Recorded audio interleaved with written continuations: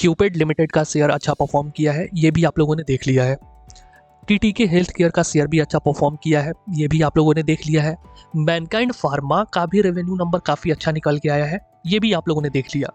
लेकिन जिन लोगों ने इस कंपनी का प्रोडक्ट इस्तेमाल किया होगा, उनका अगर एक्सपीरियंस अच्छा नहीं हुआ होगा, तो वो लोग भागेंगे अब, दौड़ेंगे अब अच्छे गद्दे को लेने के लिए, क्योंकि इन कंपनियों के प्रोडक्ट अच्छे गद्दे पे ही अच्छे से इस्तेमाल हो पाते हैं और तभी अच्छा एक्सपीरियंस निकल के आता है। ये आपसे बेहतर कौन जान सकता है? सॉरी। तो पहले वाला ज़माना रहा नहीं, क्लियर कट मैं बोल रहा हूँ कि पहले लोग रुई के गद्दे बनवाते थे, अब वो लोग नहीं कर रहे हैं। सीधा मार्केट से जा रहे हैं, उठा के लेके आ रहे हैं रेडीमेड गद्दे। और आप सबको पता है कि इस डोमेन में अच्छी कंपनियां कौन कौन सी है जिसके प्रोडक्ट आप इस्तेमाल करते हैं, सबकी जुबान पे है स्लिपवेल। और स्लिपवेल की जो पेरेंट कंपनी है उसका नाम है सीला फोम। ठंड भी आने वाली है, गद्दों की डिमांड बढ़ेगी, रजाई की डिमांड बढ़ेगी, नंबर अच्छे देखने को मिलेंगे। खैर, कंपनी पे लौटते हैं, कंपनी के डेटा पे बात करते हैं।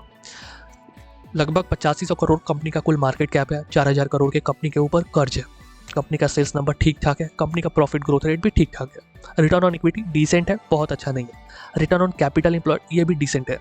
और अच्छी बात ये है इस कंपनी की कि कंपनी अपने डोमेन में परफॉर्म बहुत अच्छा कर रही है, ठीक है, लीडिंग कंपनी है। साथ में कंपनी के भीतर इंस्टीट्यूशनल इन्वेस्टर के भी स्टेक काफ़ी अच्छे मात्रा में। तो अगर इस कंपनी के भीतर ग्रोथ अपॉर्चुनिटी नहीं दिख रही होती तो इंस्टीट्यूशनल इन्वेस्टर नहीं होते इस कंपनी के भीतर, इसके चांसेस बहुत ज़्यादा है। मेरी बात तो समझिएगा।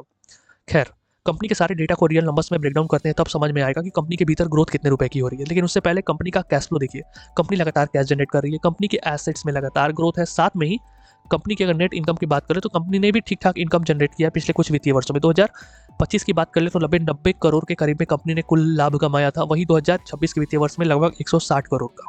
रेवेन्यू की भी बात कर ले तो लगातार कंपनी के भीतर रेवेन्यू में अच्छी ग्रोथ है। कॉम्पिटिटर्स पे चर्चा करना बहुत जरूरी है।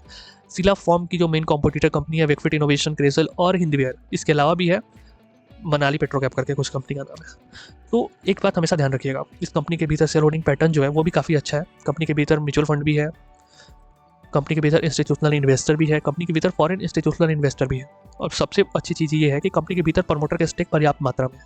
तो प्रमोटर है, कहीं ना कहीं प्रमोटर को पता है कि कंपनी आने वाले टाइम में अच्छा परफॉर्म करेगी और अच्छा परफॉर्मेंस का फ़ायदा उनको मिलेगा, इसलिए उन लोगों ने स्टेक को पकड़ के रखा है, बेच बाच के निकले नहीं। तो इसका फ़ायदा हो सकता है कि भविष्य में आपको भी मिल जाए, लेकिन मेरे कहने के बावजूद भी ना ही कंपनी के शेयर को लेने की जरूरत है और ना ही है तो बेचने की जरूरत है।